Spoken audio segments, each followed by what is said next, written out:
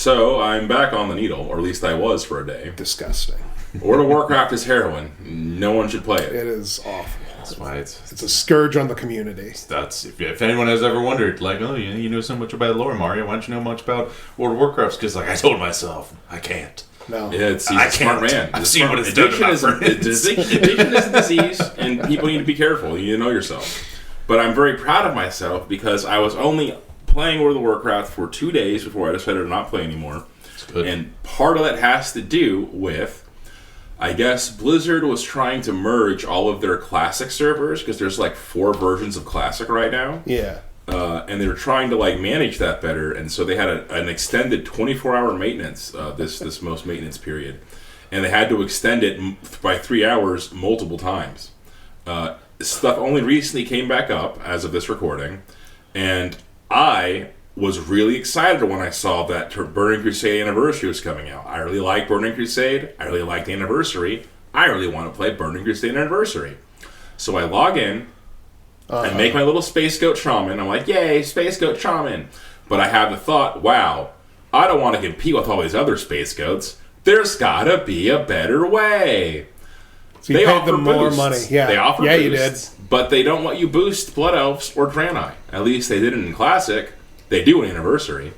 So I found a little boosting thingy. They had like a little bundle thingy, the bundle where you get like a mount and some other stuff. But the point being was you got one of the things for the upgraded bundle was you got a boost and you got a month of game time. So you're getting $15 of game time. Basically, it boiled down to I was saving $5. So I was like, I'm just going to buy the big bundle. But because they fucked up the server merging thing so hard, all of their character services were down. You just couldn't use the boost. So I was like, so not only can I not play because there's too many other players in the starting zone, I can't even use the boost that I bought. Refund. I'm not playing this game. Good. You got the money back, though? Yep. Okay. Refund. That's a hate flow through. Yep. Yeah. Nope.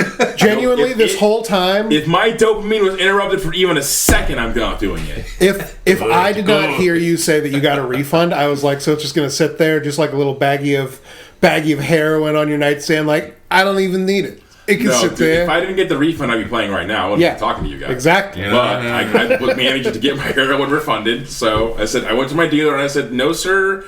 It wasn't directly into my veins when I got home, so I'm actually over it. He's like, you'll be back. Yeah. I was literally about to do the same joke.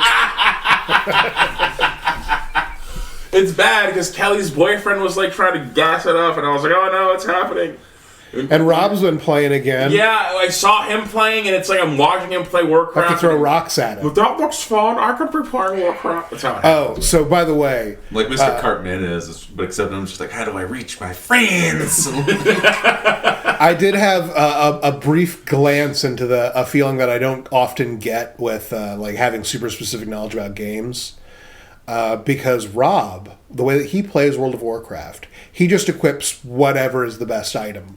Like, he just equips it. He doesn't care what it looks like.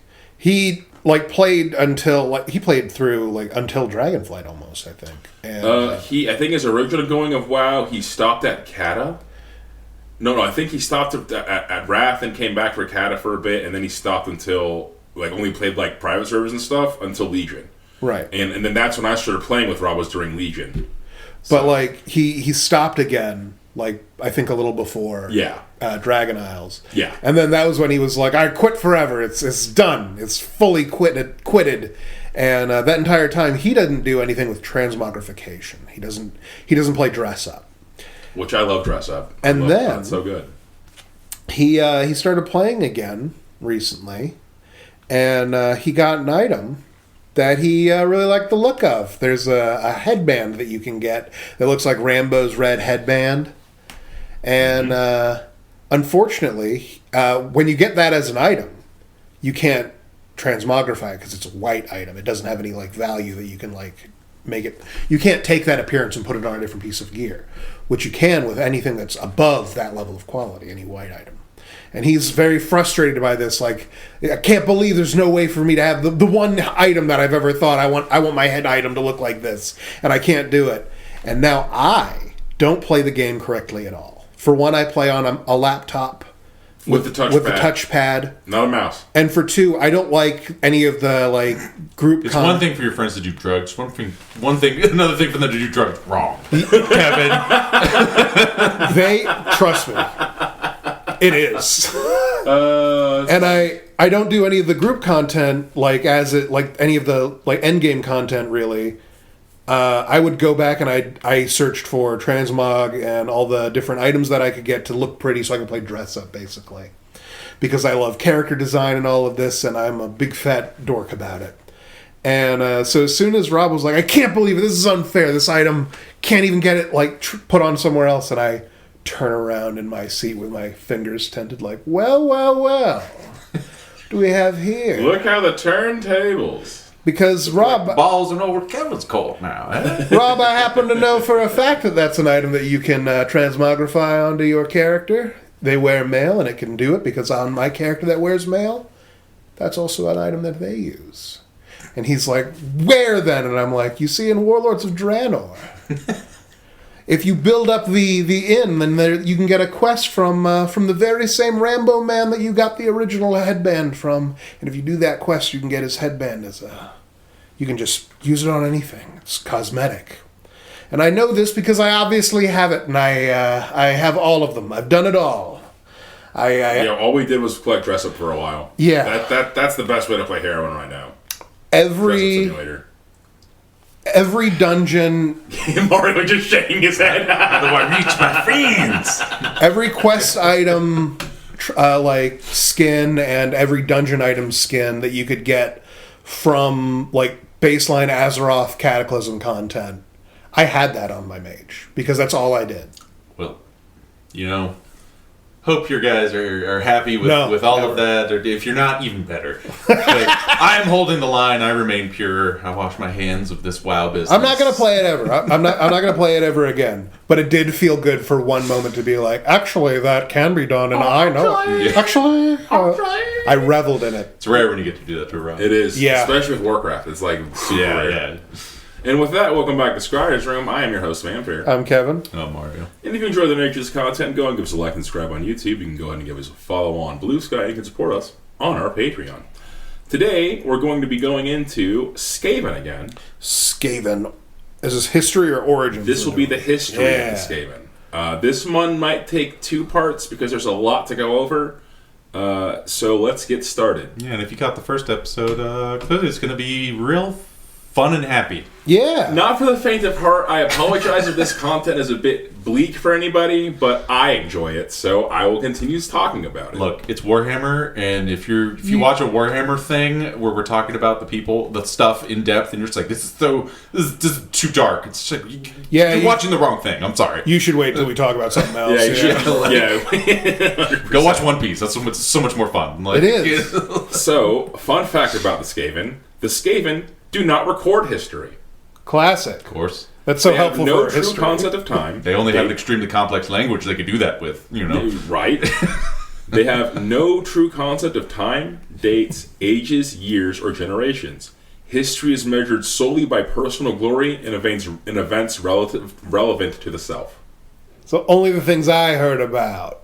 12 days after the battle at the yeah. I mean, that does actually kind of make sense. Doesn't it? Because they're underground, so they can't, they don't have the sun to track the days by, so. Yeah, I suppose they don't. How would you, because the Drow get away with that by they have a giant pillar in the middle, like a natural stone pillar. And it's the job of the Archmage of the wizard school to basically make it like super hot, and it travels down it, and that's a day. Oh, that's kind of cool. And they can't measure it by sleep either because they're like tweakers. They're always on a stimulant. The Drow thing. It's just like at least they try. Yeah, but obviously that's like a very imperfect system. But it totally makes sense. Like especially if you're cracked out Skaven. Like, what's a day? Yeah, no, exactly. Wait for a week. So, Skavenblight, the city of the Skaven, is thought to have been founded about -2000 Imperial calendar. It had a few names: Tylos, Kavzar, Kazvar, Casfar, Tele, Tail, Tumas. The sources vary. Yeah, because they don't have a friggin' proper language or history of what it was called. And though this is other civilizations looking at Skaven Blight. So a lot of civilizations deny that the fact that Skaven exist. Some of them are screaming at the other ones that Skaven exist, and one of them are the Teleans, which is basically not Italy, and they're right south of where Skaven Blight is. So they have a very intimate and horrible relationship with the Skaven. They're definitely real, guys. Yeah, they're definitely real. They're fucking with us all the time. It's terrible. The mole men, they're terrible. But the one I'm going to go with for this history is going to be Kavzar, because that's the one in Children of the Horned Rat, and this is the most recent, considered the most relevant canon as of this recording. Yeah. Okay. So there are a few other origin myths about how Skaven Blight came to be, and a lot of them differ. But I'm just going to go with the doom under Kavzar for this, which and I'm specifically going to go with the dwarf telling, because the dwarf telling has a somewhat bittersweet ending, so it's a little bit nicer than the other ones. So Kavzar was a city-state of humans and dwarves located at the top of a hill between Telea, not Italy, and Estalia, not Spain. The human Kavzar tribe lived above ground while the dwarves lived under the hill. The humans grew grain and corn while the dwarves mined ore, and strong commerce allowed them both to flourish. Some sources say they were the most prosperous human city at the time, between negative 2500 Imperial Calendar and 2000 Imperial Calendar. The streets were paved with gold, and the temple to the gods was made of gromrel, jade, marble, and gromrel, which is the meteor metal of the dwarves. Extremely valuable shit. This is the most impeccably lavish city. Right. So it's also being described like Tolkienian, where it's and it was a great city very Tolkienian. On a hill. Yeah. There's a word for it. I need to look it up because this is the second time I brought it up on the podcast and I'm not able to think of the word. It's like Halcyon Days or something. Yeah.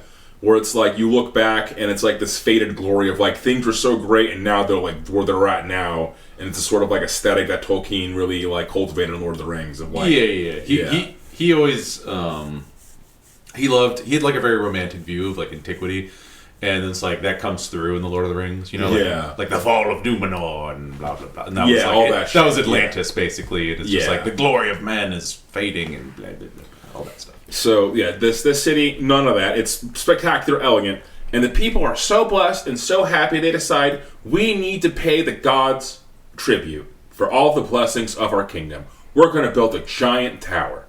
It's going to pierce the heavens, and that way everyone knows how grateful we are. And so they start building this tower, and it was the tallest structure ever to be erected in the Mullis throughout all of history. The story differs here, but basically it took over 100 years to build. The stonemasons went up, and then their children kept building it, and their children's children continued to build it until the tower was so tall they couldn't complete it. They wanted to put a brass bell at the top to be able to ring and sound out to the world oh, we love the gods, we love the gods. But they couldn't lift the bell up because the tower was so fucking tall. So they basically couldn't finish their forefathers' work, and everyone was really fucking bummed out about this. Then one day, a stranger came. The Skaven referred to him as the Shaper. Hey everybody, just here to see the tower that reaches the gods. Looks really nice. And the Shaper shows up and says, hey, I can fix your bell problem in one night. All I ask is that I can put my own dedication to the gods on the bell. And they said, yeah, bet evil stranger mysterious man. We don't know you're evil yet, but stranger mysterious man, there's surely this plan cannot backfire. They didn't have any Ace Attorney motherfucker, objection, which god? Not yet. Not in negative 2000 Pure Calendar. How are you going to get it up there? Man. I've invented a unique form of pulley system. Well, that checks out to me. Get cracking on that message. I want that bell up by morning. And regardless of the story, he finished the task. Right. And the people came at midnight to go watch to hear the bell ring for the first time. And they go out and the bell rings 13 times, and then warpstone fell from the sky. A storm came that never stopped, and it kept raining, and it kept raining, and the crops started wilting, or started getting sogged down, and food couldn't grow anymore, and warpstone kept falling from the sky and corrupting all the crops in the land, and things got bad, and then it went to worse, and the humans went down to the dwarves and said, please help us, there's no food left, please help us. And the dwarves say, we got our own fucking problems, guys. It's all of our fucking tunnels are flooding. It's fucked down here. So the humans are basically not allowed down. They can't help each other. And then the rats came. Tides, swarms of rats, eating the weak, eating the malnourished, eating all the raining food. Snorting all the rock. Eating the rocks themselves. Yeah. And basically the land was so corrupted and so horrid that nothing could live there anymore. And eventually the humans went mad, kicked down the dwarves. So I'm actually using... So in one version, the humans went mad, kicked down the dwarven gates, and all they found was basically found the Skaven, and the Skaven ate them. Yeah. But the Doom Under Kavzar version, which is the wholesome version, is the humans went down and saw the dwarves were just under the same threat they were, and they fought back to back to the end. And the dwarves used that as a cautionary tale of this is why humans and dwarves have to stick together, otherwise we all get eaten by Skaven. Humans are dwarves' oldest ally and the only other people who can help us. We can't trust those smelly elves. You know, yeah. I was gonna say that was what confused me a little bit. It's like, where are the elves and all this? But it's just like, yeah, no, fuck those guys. And like, War of the Beard, and like, yeah, refer to the War of the Beard. As far as the fuckers that are up, on the surface, like they're the most like us dwarves, Closest thing, yeah, damn near. And the dwarves consider humans like their greatest friend because of Sigmar and the Battle of Blackfire Pass. We can go to that into a different episode one That's day. where the titular Warhammer comes from. Yes, exactly. Basically, Sigmar led, like, before the Empire... This is the battle that founded the Empire. He, like, led a whole bunch of humans to this, like, pass to, like, stop a whole bunch of orcs from migrating, which if they had done, Dwarven civilization would have collapsed. So, the abridged version of that. But, anyway, Skaven. Yeah. Yeah, so that happened, and the result of that event, the Skaven were born. Now, in the Children of the Horned Rat supplement, they believe it straight up just says that the Shaper was an old one. So it just flat out says that. What do the old ones look like in Warhammer? We don't know, but they made the lizard men. Everyone assumes they were probably very similar to the Sland. Right? Yeah, which is basically giant toad dudes. Right. The speculation that's largely considered to probably be the case is that the Sland are like a watered down copy of them. Right. And I just wanted to make sure they weren't Cthulhu's. No, they're just like maybe reptile / like probably amphibious. So he almost certainly sounded like, "Hey guys, I can solve your problem." I mean, I was not expecting him to say it was an old one. I assumed that was a demon or something. Like, no, the book, the source itself states it was probably an old one that did that, which makes him like a renegade old one or something. That's the only time I've ever heard of. Yeah, like one doing something like that. Yeah, which it offers a lot of implications about the shenanigans they've been up to, because the book just flat out says that, like, and that's like from the source itself. And it's not speculation. And the Horned Rat, no, like because like the book says it could thought to be only one of the old ones. It kind of says it in like a speculative tone, but it flat out just says it. And so, is there any speculation that this changer became the Horned Rat? Or? No, does not put the two together. Okay. So he was just being a dick. Yeah, yeah, he's just being a dick. What just happens all the time with Warhammer? Sometimes people are dicks. Just they're all hanging out old South America way, because that's where the lizard men sort of exist, and the Slan they're gigantic like toad men, and they're like, a message from the old ones. There's a city on the other side of the world that appears to be flourishing with the hairless, hairy ones, but then the tiny hairy ones. This is most strange, but the old ones have sent a message to us as well. They're going to handle it. We don't know what they mean by that, but they're going to handle this city before it becomes a problem. The great plan. Hello, guys. Just okay. I want to bring something up real quick. I just had a brain blast. I'll go into this a little more later, but when the Slan were presented to Skaven, they flat out said these guys are not part of the Great Plan. what the fuck is this thing? So it would make sense if a renegade Slan just kind of made them because he did it outside of the Great Plan. I could buy that. There's a scene that I always want to fucking... I wish I could, like, blast it into people's minds like I had a stand or something from JoJo's.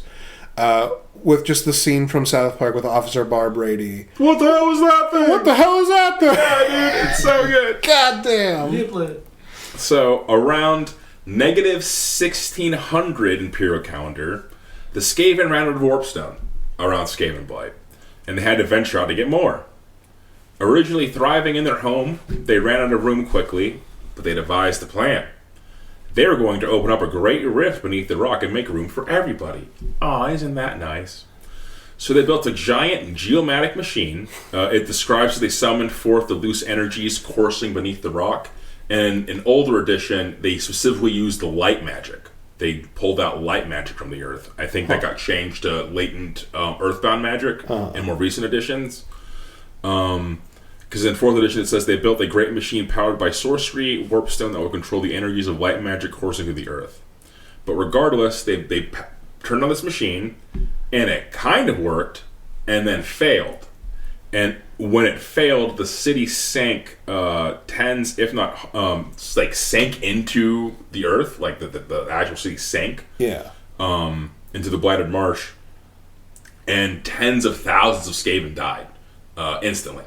And it crushed a whole bunch of them, and their city basically fell apart, and it was pretty bad.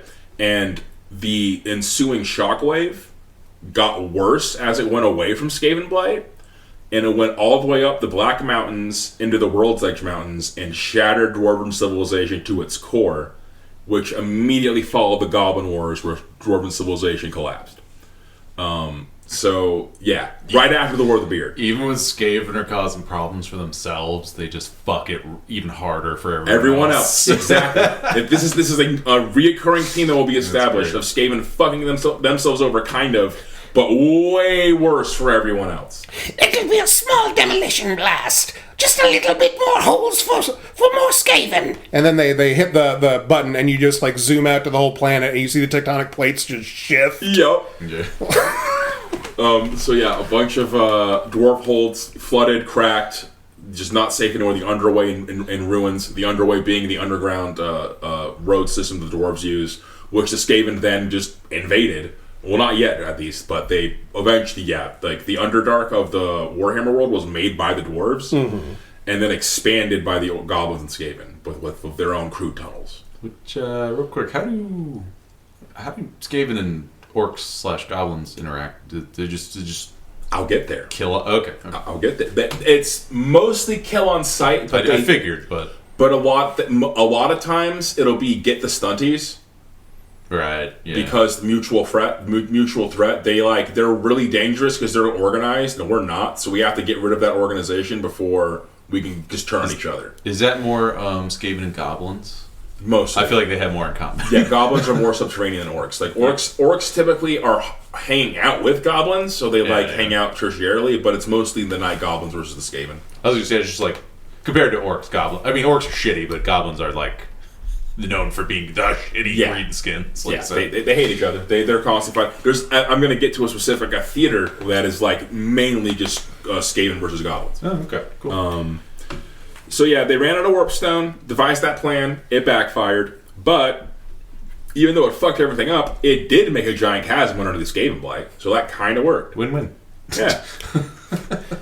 So... We're thinking open concept. Skaven Blight was in ruins, no building was left undamaged, the survivors clawed their way out of the rubble and began to crowd around the Temple of the Horned Rat, begging their god for guidance. Please save us, Horned Rat, please! Which, did the big tower just collapse, or it didn't collapse? It just sank into the earth. Oh, okay. So is it still poking out or something? Yeah, it's still poking out. So it's such a tall tower, but the entire city gets into the marsh.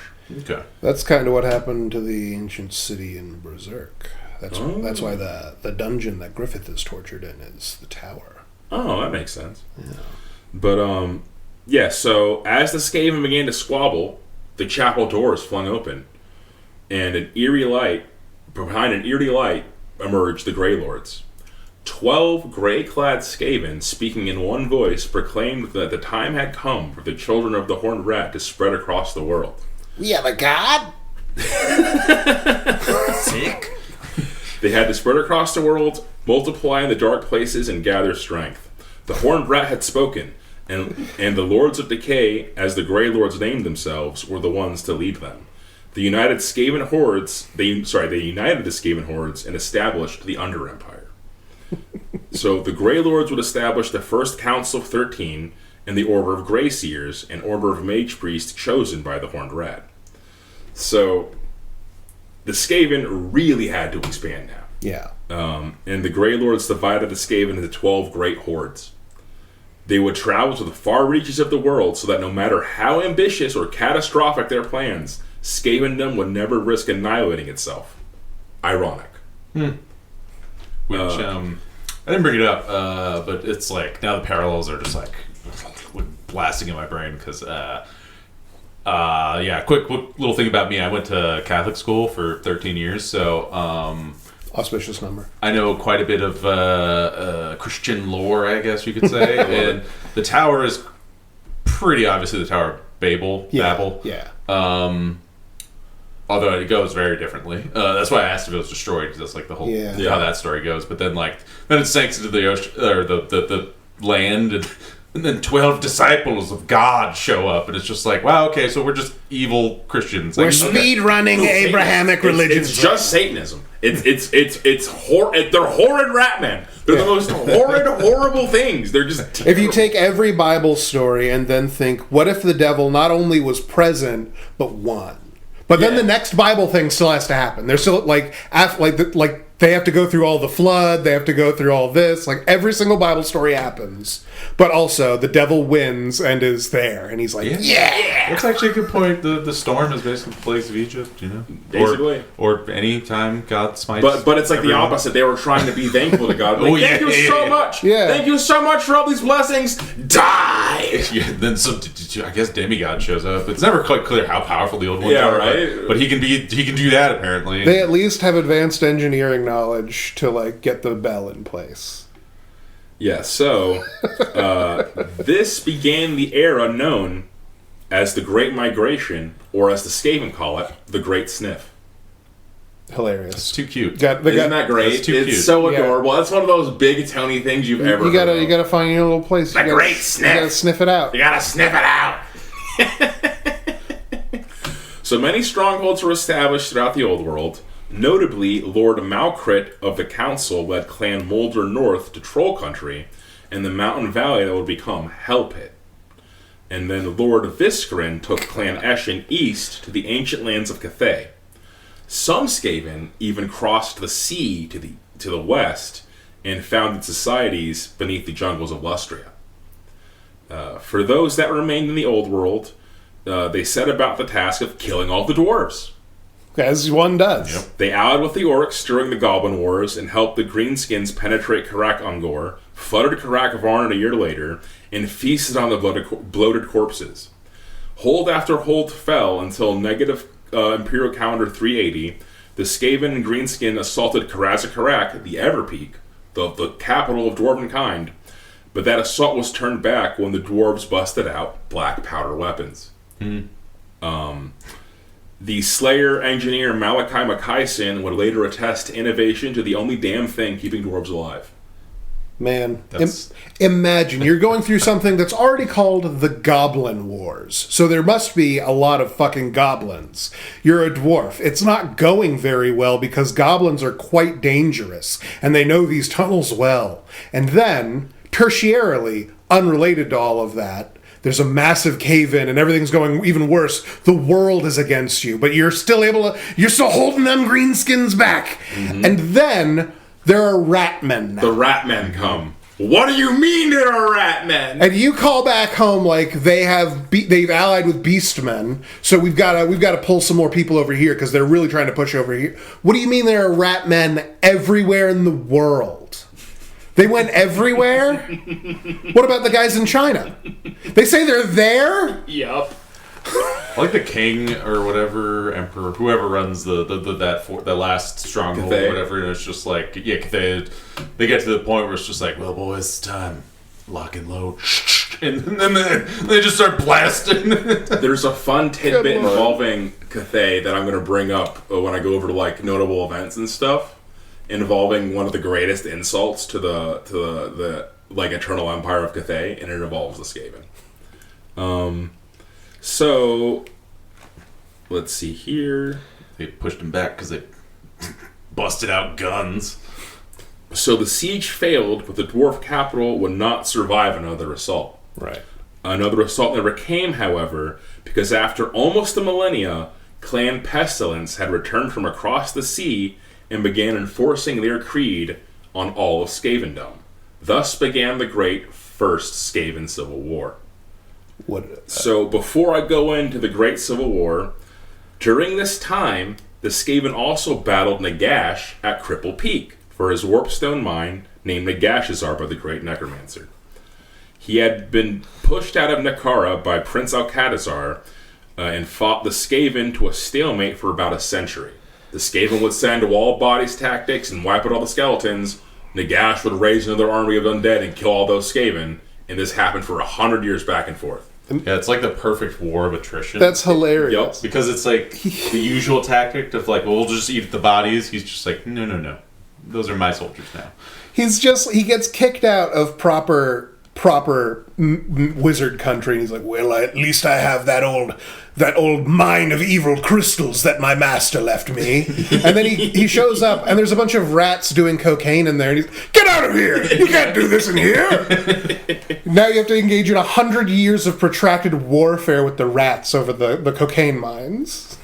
Eventually, Nagash agreed to send shipments of warpstone to the Skaven if they would assist him in some tasks. Some warpstone is better than no warpstone, so the council begrudgingly agreed while plotting to take Cripple Peak for themselves. Yeah. This whole time, they would keep spying on Nagash until one day, Nagash would use magic to crush the Vete River and turned it into the Great Mortis River. This would end the Nakaran civilization and establish the Tomb Kings. Because everyone fucking died. What did it do? He poisoned the Nile. He put warpstone in the Nile River. Oh, yeah. Yeah, they killed everyone. It's the Tomb King. It's just Egypt, guys. Yeah. If you don't know that. Yeah. I don't want to go too into this part because I have so much other to cover. So very, very abridged version of Tomb King stuff. Yeah. But yeah, so he took Prince Alcatazar prisoner, the doomed prince of a dead empire, to torture him. And a massive use of warpstone was about to unfold over Cripple Peak. Dark energy was gathering up there. The Skaven took note of it instantly, and they didn't like that. The council used scrying magic to see a host of millions of undead shifting northward from the Southlands towards Nagashazar, the mightiest army the world had ever seen. Hell yeah. The council was in full plan. Poison that river. Made a bunch of dead people. A bunch of dead people. Fresh corpses. Yeah. So the council was in full panic. I love the idea of the council just seeing like the Warpstone Energy Building. It's just like, we could get so high. Like, that's our drugs. And the council was in panic because surely the first to face the wrath of the undead horde would be the Skaven themselves. Right. That's what I'd do. Yeah, that's what I'd do. If I had 80,000 more Skaven, I'd get his ass right now. But none of their underlings possessed the nerve to face him, and none of the council would risk themselves at the behest of the others. So what were they to do? They bailed, right? Then Lord Velsqueak suggested a cunning plan. The Prince Nagash caps would surely want vengeance against the Necromancer, and if properly equipped, would do the council's work for them. Lord Warlock Pascrit added that if the agent was such an expendable pawn, then the weapon that he wielded could be made that much more potent. So deadly, it would even take the life of its wielder. Oh, no. For the first time in their long history, the Council of 13 unanimously agreed on a plan. In utmost secrecy, the Council forged a blade of pure warpstone from Cripple Peak and Gromlo from Grakvarn. They wove dire spells into the molten metal, quenched in the ascetic bile and magic poison, and carved with runes so deadly that to read them was to invite death itself. In the pommel, they set a chunk of enchanted warpstone so that they could see through the eyes of the wielder and channel their powers to protect him. Then, when the blade was finished, they sent their most trusted agents to Nagashazar with the fell blade locked in a lead casket. Back at Cripple Peak, Nagash was planning a ritual that would turn the world into an undead wasteland, and he was very exhausted from the preparations. He was basically sitting on his throne, just like vegged out. He's almost won. And at Kavzar, the captured prince of a dead people was powerless to stop him until his cell opened. Hold on. Hooded figure. Oh, go ahead. Also, he was not planning to turn his army on the Skaven.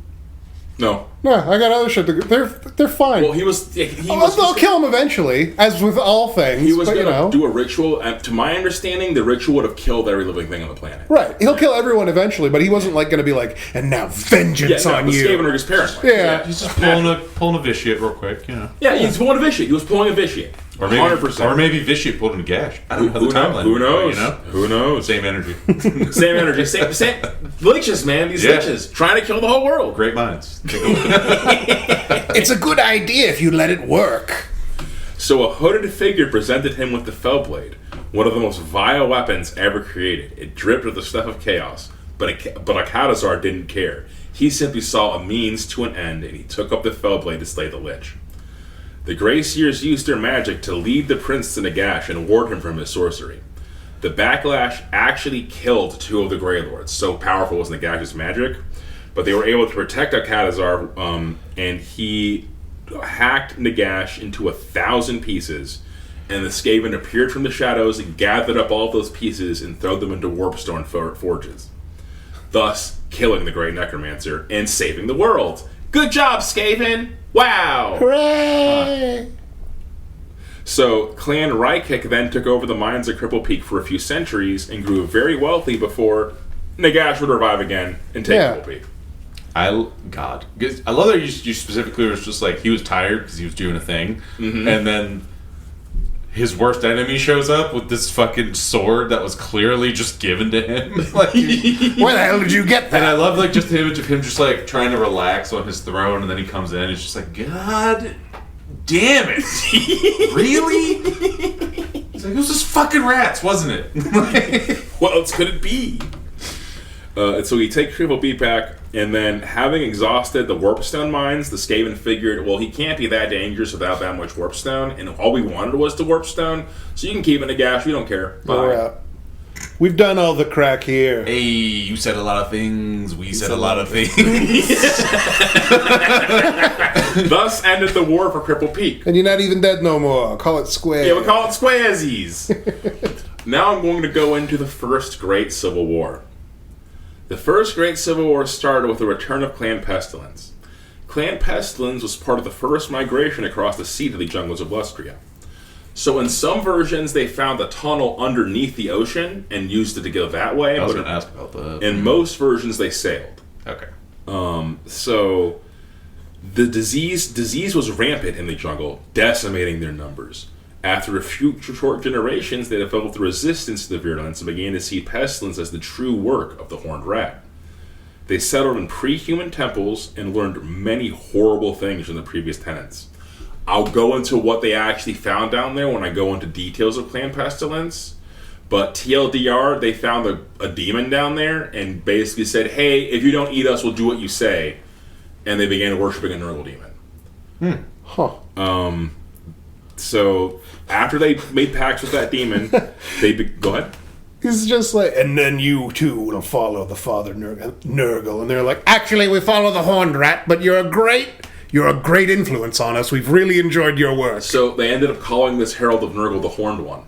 Oh. So I was going to say, it's like, did they worship it as like an aspect of the Horned Rat? Yeah. Okay. Yeah, they view the Horned Rat as basically the great defiler and corrupter, and that is like how he's supposed to be worshipped and venerated. The Great Ruinator is the false version of the Horned Rat. Okay. So they believe that the Grey Seers creed is false. They're both right and both wrong. Exactly. So they began sacrificing and began fighting and enslaving the surrounding inhabitants and sacrificing them in their thousands to the Horned Rat, and became obsessed, or rather to the Horned One, and became obsessed with worship and ceremony. And once they had inflicted sufficient ruin around them, well, in reality, they got kicked out. The Lizardmen kicked them the fuck out of Lustria. Right. They journeyed back to the Old World, and they landed in the Southlands, creating a fortress and sending envoys to Skaven to proclaim themselves the new priesthood of the Horned Rat. Their emissaries were summarily butchered and sent back as and it went humility. well. Yeah. It went so perfectly. We've decided to have our own pope. What do you think about that, old pope? Exactly. This is the funniest part is so you'd think Skaven would know that wouldn't work, but of course they don't. No, of course they don't. Like, yeah, they're so arrogant, they think, like, this will show them. People will be Like, so you know. excited to hear about this. Yeah. they'll be so stoked. Yeah. We got a guy back there. He's great. Hear our doctrine of AIDS. Like, what won't they love? No, we found the horned rat. We found him. Well, a part of him. Kind of. He's there, and we're here for you. So, in response to their envoys being butchered, the plague monks sieged the human city of Bagrusa and then besieged the undercity beneath it. The council mustered an army of clan rats and clan Scryer war machines to intercede, but the news of the slight had spread, and many strongholds already surrendered to clan pestilence. The Lords of Decay had lost their grip on the Under Empire, and it would not be established for quite some time. The Civil War would rage on for 400 years, dividing the Skaven into two. It is the only reason that the incipient 400 years were not defined as the Skaven years. The only reason the dwarves are still alive is because they were fighting themselves for 400 years. Which, like, are Skaven baseline, like, more resilient to, like, disease and Yes. shit? Okay, I was going to say, like, so they're using super aids. Yeah. Yeah. They got the bad stuff. Yeah, to fight, because like, they live other in such- Skaven, you know? Because they live in such squalid conditions, they're just so resistant to disease and plague just because they live in little shit and they pee on each other. Yeah. I already forgot about that. They speak with piss. They speak with piss. That's canon. Yeah, piss with your chest. Yeah. So the Skaven Empire would be divided into two. The northern Skaven led by the Council of 13 and the southern Skaven led by the Plague Lords. Clans switched sides regularly, and a constant state of warfare led to ravage the Southlands. But everything changed with the return of Clan Eshin. Clan Eshin had spent nearly a millennia studying in the East on the arts of shadowcraft, subterfuge, and assassination, effectively turning their clan into ninjas. Clan Eshin immediately swore allegiance to the Council and used assassination to bring all the unruly clans back into compliance. The Plague Lords saw they were losing ground fast and requested an audience with the full Council of 13. I should also note, it's the Council of 13. There are 12 Grey Lords. The 13th spot is symbolic for the Horned Rat. No one sits there. They have a horseshoe-shaped table, and the empty spot is for the Horned Rat. The spots that are closest to that spot are the most important spots, so seat 1 and 12. And the most irrelevant spots are the farthest from there, seats 7 and 6. Just quick aside about the council. Yeah. I imagine the chairs in front of the pillar or something. Or... I don't know. I don't know where the Pillar of Black Commandments is stationed around there. I can't comment on that. Okay. But yes, so Nurglich, the mightiest of the Plague Lords, traveled north to treat with the council. Naturally, there were several assassination attempts, but he did make it to the city, and he abased himself and requested a seat on the council, offering pestilence resources to the Lords of Decay. As an added degree of insurance and a gesture of Skaven goodwill, Nurglich revealed he carried a strain of yellow skull fever, and that if they failed to reach an accord, he would release it, killing the majority of the Skaven in the process. That's a good move. It's a pretty good move. Shit, yeah. Killing all the Skaven of the council and probably much of the Skaven race. What about your guys? Oh, it'll kill our guys too. Yeah. But I'm already dead, so fuck you. Look, Yeah. I'm asking nicely, and I really didn't want to be a dick, but Yeah. you know how we are. You know how we are. So this is a dead man switch. If my thumb comes off this, we all die. So Nurglich survived trial by combat and joined the council. Oh. The surface races had been spared the Skaven for 4 centuries, but now the Plague Monks of the Plague Lords and the Assassins of Clan Eshin were added to the Skaven's arsenal. I'm sorry. He won trial by combat in this way, which is the equivalent of like, all right, you and me, we're fighting to the death, and the other guy shows up like he has his hands wrapped up, and then you pull out a grenade, and you're like, I'll do it. I'll do it. I'll fucking do it. Yeah. When you said Clan Eshin came back, I assumed automatically like, oh, they played both sides, like they just hired themselves out, and then they swore fealty to the council. Oh, okay. Are they like strange move? Semi-honorable? Yes. So in fact, so I wasn't able to get much intimate information on this, but to my understanding, they are more honorable than the other Skaven, solely because it's partially to do with the understanding of how their dojos work, and that if I am loyal to the clan, I will get shadow magic, basically. And understanding, like, their hierarchy is, like, being a ninja rat is... how do I word this? The only thing a ninja rat hates more than another ninja rat is a non-ninja rat, and the only thing a ninja rat hates more than a non-ninja rat is a non-Skaven. Yeah. And do they? So is it sort of like they have to balance their, like, scheming is important, but you also need to practice your ninja skills. Yeah. Like, is that kind of your scheming? It must aid the entire clan, or it's hardly scheming at all. It's just fucking around, like those dummies in the West. Answer, but at very least, game mechanic wise, in Total War Warhammer, the Clan Nation is the only Skaven faction that does not have the loyalty mechanic. They don't have to gauge loyalty. Oh, okay. Your units will never defect. Huh. So, like, that is, like, folded into that game. Like, Skaven are always self-serving evil bastards, but it manifests differently in Eshin. Yeah. Like, when you typically hear, actually, one of the only versions of cooperation I've ever seen in a short story involved Eshin, basically there was an assassin trying to kill a warlord, and the warlord got the one up on him, and then the second assassin showed up and killed him, and they both escaped. So that alone was unheard of, because the other assassin would have killed the other assassin to take the credit, you know what I mean? Yeah. Like but no, they both just like, okay, good job, buddy, thanks. And they got out.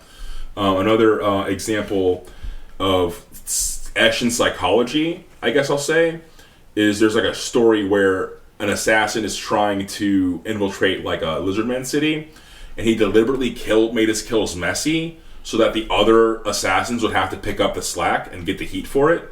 So he's still a self-serving, sabotaging asshole, but it more comes from like a arrogance thing of like, I don't know how I'm wording this. Like, he's like a villain in a kung fu movie. They're just ninja rats, and so they have rule of ninja and everything. His stealth foo is better than theirs, or Yeah, whatever. exactly. Yeah, my kung fu is better than yours. That's why I deserve to be up here.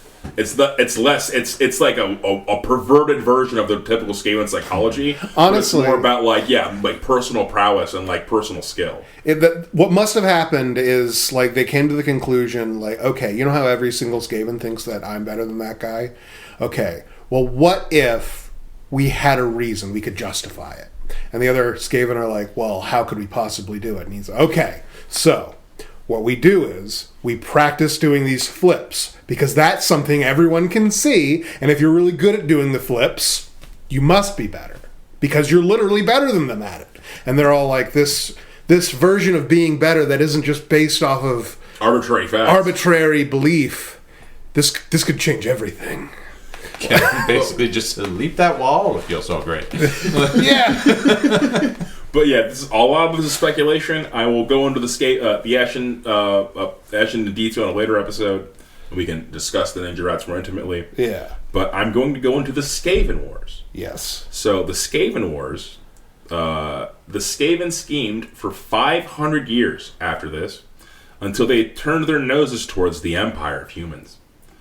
The Seer Lord Scryer led a ritual that rained warpstone down on the Empire, most of it landing in the province of Sylvania, as it typically fucking does. It's like an ongoing gag that warpstone always falls in that province. That's where the vampires are. Yeah. And Nurglich IV then revealed the Black Death, created by the plague priest Pusscab Famfare, a horrid plague that ravaged humans but was ineffective to the Skaven. Clan Verms used fleas, because they breed parasites, to unleash it upon the Man-Things, while the Skaven planted the seeds of civil war, which wasn't hard. The current emperor fucking sucked. He was the emperor because he was the most corrupt person in the empire, not because he deserved to be the emperor. God, using fleas, like getting samples, he just like scratches his neck really quick, just has a pile of fleas, and then now we'll just give them some little evil crack rock. Yeah. Yes.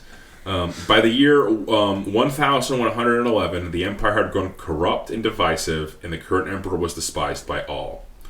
The Black Death would be described as: the first signs of infection were ominous blotches on the skin, followed by swelling of the joints and an agonizing femur. Victims could last from minutes to a few weeks before disturbing final stages of the disease, when the afflicted writhed in convulsions for torturous hours. The lucky died quickly, and in death the corpse turned into a dark gray ash. So it's not bubonic plague. That's a pretty good This is plague. Black Death. This is Black Death. Okay. Because what you said was sometimes they last for weeks and sometimes mere minutes. Mm-hmm. Ow. What the? Hold on. Got a little blotch on that. You're just like, you've got bonitis now and you're just yeah. twisting around on the ground. Then you turn into ashes. So the Black Death was ravaging the Empire. It was pretty fucking shitty. And then Eshin agents assassinated Emperor Goldgather, though it was covered up as if succumbing to the plague. And while the Empire was reeling for a new successor, the Skaven poured out from underground in force. Thus began what the Empire would call the Skaven Wars, which would last for 13 years. Goodness. Half of the Empire died to plague, and a third of what remained was enslaved. I was about to be like 13 years. That's not that bad, like compared to how long the other ones were. Half the Empire died of plague, and the other, like a third of was enslaved. Like, fuck. Okay, never mind. I rescind what I was going to say. The entire Southlands, with the exception of Sylvania, was entirely conquered by the Skaven. Westenberg, I think Nuln was spared. Like, all the great cities, I think, like, lasted. Most of them at least did. But, yeah, like, the minor cities, minor towns, all taken over by Skaven. Just, you guys grow food now, and if you don't do that, we eat you. Goodness. And, yeah, so the South was the hardest hit by the disease, and Middenheim, which is, like, one of the big cities towards the north, was spared because they closed their viaducts and basically avoided the plague. The Skaven sought to take Sylvania for that warp stone that fell, but they encountered an army of the dead mustered by the necromancer Frederick von Hell, and they lost all of their traditional advantage against zombies. So, we're going to go into a little bit about Van Hell. So, was he a good guy? No. So, there are two versions of who Van Hell is. I'm going to go with the one that's more tragic. So, he was originally a priest of Mor, and which is like the god of death. They do like burial rites and stuff. Okay. And he slowly watched everyone fucking die due to the plague and due to the warpstone meteors. And there was nothing left. And he ended up uncovering a necromancer's like study, like hidden around. And instead of destroying it, he was like, well, might as well give it a go. And he was driven to madness by everything that happened around him and decided, you know what's better than dying of plague and getting eaten by rats? Me killing you and turning you into a zombie. So I'm sparing you of this fate, actually. And he made a massive army of the undead to fight the Skaven. It's better you die by my hand and join my horde than be eaten by them. Listen, I'm going to give you just one quick knife to the goo, and then you're gone in seconds painlessly. And then you can take vengeance on the Skaven as a zombie. Yeah, and you'll be so effective. You won't know, but I will, and that's what matters. Yeah, right? you'll just be you'll just be sleeping. Just be sleeping. There you go. Yeah, because the AIDS bomb doesn't work on the zombies, right? Nope. Did they have anything besides, like acid or some shit or Skaven? Like did the poisoned wind would probably work on them. I believe it would work. Poisoned wind? We'll get into the poisoned wind later. Poisoned wind is one of the worst I assume things. they had other terrible things besides just disease bombs. So, Yeah. It's basically mustard gas. Oh, but warpstone mustard gas. So, yeah. Yeah. It's just aerosolized xenomorph blood. Yeah. It's really good in tunnels. You can imagine. Yeah. Dwarves stood no chance. God. Okay. Yeah. Yeah. So, Van Hell would raise an army of undead, and he famously, during the Battle of the Plague Dragons, raised an army of zombie dragons and completely decimated the Skaven. They got completely fucked by that, and it wasn't good for them. So, because they kept losing in Sylvania, it really gave the Empire some fucking breathing room. But the aftermath of the wars with Van Hell, Clan Pestilence clawed out 3 seats on the Council of 13 due to their shenanigans, plotting, and scheming. I'll go into more intimate details when I'm talking about Pestilence and their rise and glory. Yeah. But yeah, they came out on top from that. Where a lot of people got fucking wrecked by Van Hell, Clan Pestilence came out on top. Because between the success of the Black Plague and the Warpstone they got from Sylvania, it seemed that they were going to usurp the Grey Seers once and for all, until the Black Plague was made that affected Skaven.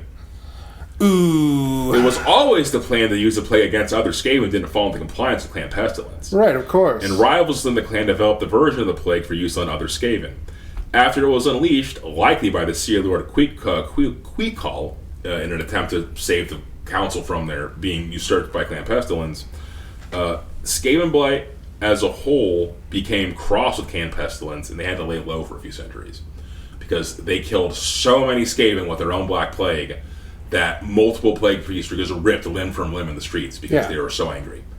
You're the Plague guy. You said we were safe. You said we were safe. You said exactly this would We saw how bad it is. You said we were safe. Yeah. I like. I'm just an actuarial plague priest. Tear him apart, eat him! Kill him! And of course they made a version that kills Skaven. Yeah. It's like, of course they had a meeting about it too, where it's just like, all right, we all agree. We're not going to make a version that can kill all of us, right? Of course, yes. And they all already have a version that does that. Like, it's like they already did that. Like, they're just waiting. Fighting with Sylvania bought the Empire a much needed reprieve, and Count Mandrid of Middenheim, later known as Count Mandrid of Skaven Slayer, launched a crusade to wipe Skaven from the land. There's a famous story about Mandrid defeating the Skaven with a pot of cheese. It's considered 100% satirical and comical. No one takes it seriously. Got him with the old Acme But free bird basically, seed. the story states that like everyone was starving because they closed the city gates. The Skaven are sieging them, but the Skaven are also starving because there's no fucking food. Yeah, because that's how they work. And so, because the cows were spared the plague, Mandrid was like, "Everyone, gather your cheese!" And they put it in a giant pot, and they put that pot under the city, and then cooked it, so it made a giant fondue, and it smelled so good that the Skaven were driven to madness, and all of them swarmed the pot, and they basically like opened up the viaducts or whatever and flooded the city, flooded the tunnels, and killed all the Skaven instantly. That's the story they tell. And then free soup for everyone. That's definitely like normally you're not, it's not cool when, certain civilizations / species are like super, ethnically biased. Yeah, with that's having a story about how you defeated them with a pot of cheese because they're rat men. But this time, yeah, dude, it's okay to if Skaven go in on them a little bit. Yeah, that's fine. They're not good guys. They're not good if guys. the Skaven were capable of redemption in 1,000 years, then yeah, they'd probably be like, that story is racist. Well, you were pretty bad at the Well, you shouldn't have made a plague that agonizes a man until he turns into ashes. So after Mandrid defeated the Skaven and freed the Empire of their reign, he would be crowned the Emperor in 1124. And that would end the Skaven Off the Wars. back of his slaying of Skaven. And you would note that 1,000 years later, the majority of the Empire does not believe in Skaven. That's hilarious. It's fake. Boogeymen. Not real. Those aren't real. Everyone They didn't kill half our population. They didn't enslave the other third that remained. That didn't happen. Also, they never put two and two together. The Skaven made the Black Plague. They just thought it was They two never put two shitty things together. happening at the same time because Sigmar was punishing us for our sins. the will of the gods. So, in the span of like a millennia, I could see that if Skaven just stopped appearing, then it's just like, did you know back 1,000 years ago, rat men came and swarmed the land? It's like, shut up. There were beastmen. They're no rat. Yeah, like beastmen came and fucked us up. We all know this. You're drunk, Larry. Like, Exactly. You're beneath us right now. They're beneath us right now. Shut up, Larry. You're thinking of Johannes Ratz, the rat-shaped beast man, and he's fine for a beast man. He's not that bad. Just a big old stretched out man with a rat head. Just hey, here's a good one. So, got a little bit of time left here. I'm going to go into the Red Pox now. The Red Pox. So, the Skaven would try again 700 years later. They gave it another 200 years of planning this time. And I'll take a moment to bring up the reason why it takes so long for Skaven plans to manifest is because they have so many plans within plans and are constantly inheriting other people's plans. Right. So, like, someone will have a scheme and he'll get his underling in on it. But then that guy will get backstabbed by a different underling. So that underling that he had then on the scheme is now basically like, oh, I can benefit from this scheme fully. But I have like 5 other schemes that are my schemes that I'm currently doing. So that scheme my overlord once had that is now my scheme, that's a back burner scheme.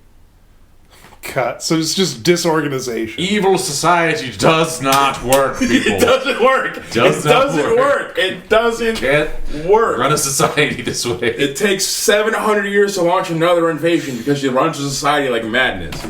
So they would try again another 7 years with the exact same strategy. This time they would use the Red Pox. I mean, admittedly, it worked last time. It did. Devastating. The Red Pox was slower to kill its victims, making it easier to contain, but offered extended suffering to its victims. It would be described as, the Red Pox is short-lived, lasting only 7 days. Transmitted primarily through drinking infected water, the Red Pox is characterized by internal symptoms of very raw throat and uncontrollable shaking, or initial symptoms of very raw throat and uncontrollable shaking. Within a day or so, these symptoms are replaced with internal bleeding, often with blood issuing from the nose, mouth, and eyes, violent bloody coughing, and severe internal pain. Yeah. But at least you don't turn to ash. At least you don't turn to ash. I mean, maybe I'd rather be Ash. I don't know. Yeah, that's what I'm saying. Although this one says basically Ebola. 7 days. The other one could be minutes to weeks. So Yeah. Yeah, Red Pox is way better of the two. you're kind of rolling the bones either way, you know. I'd rather be the zombie. Where's Van Hal? Yeah. Where do I sign up? Oh, I also want to bring up, in penance for their fucking ancestor, the Van Helsing became a famous line of witch hunters. Right. Okay. Yeah. Yeah. Like Van Helsing, yeah. Of course. So the first Van Hel, the notable, was a necromancer, and then all the other Van Hels were like, yeah, that guy was such an asshole, we have to, like, hunt witches now. Classic. So once the entire southern region of the Old World was ransacked by the disease, the Skaven struck, sacking Brionne and Mirigelano, which is like the capital of Tulea, and also sacking Quenelle. And the lords of Bretonnia were not slow to respond, though, and they allied with the elves of Athaloran, as well as a vampire from the Duke Merovich of Musalon, which is like basically a vampire province of Bretonnia. And they drove out the Skaven fairly quickly. That's right, even the bad guys are helping. Yeah, basically. Like, that's how much everyone hates Skaven. Is they even got a vampire to help them. It's like... It's also... It's not that, like, undead or, like, a hard counter, but it takes away a lot of their shit. It takes away a lot of their advantages. It takes away the strength of numbers, it takes away the fear factor, and it takes away any sort of virulence or, like gross out factor. Yeah. It's like zombies don't care. And accelerates their like already short lives because after the end of the battle they don't have bodies to eat. Also, and this is more of like a gameplay mechanic thing, but still applies to the lore, zombies cause fear, and Skaven are cowardly. True. Okay. Yeah, so Ashen are notable that Will they're not. Yeah. Will the Black Hunger counter that? Or... Yeah, the Black Hunter would just go into a feeding frenzy. Okay. Yeah, 100%. They'd want to eat that corpse. Because I'm pretty sure they can consume rotting meat. Well, definitely. They will even if they can't. So after their failure here, that would spark the second Great Skaven Civil War. How did it fail? Yeah, smash cut to the world leaders being like, oh, thank God. Yeah. The fucking rats are killing each other again. How did this fail again? What's wrong with our plans? It took us 700 years to come up with this. And one guy is like, I think it was your fault. What did you say? And then another 100 years of Skaven. How many years of Skaven War? So we're going to go into the second Great Civil War in our next episode. We're going to end that tonight here. Oh, man. With that, I'm going to end this episode. Thank you so much for listening. If you enjoy the nature of this content, go ahead and give us a like and subscribe on YouTube. You can go and give me a follow on Blue Sky. You can support us on our Patreon. I'd also like to give a special thanks to our aspiring magus, Uncle Matty, and a super thanks to our fellow Scryers, MidniteGrimoire, GaryGoblino, the Greater Good Boy, and my mom. Love all you guys. And with that, have a great night. Good night, everybody. Bye.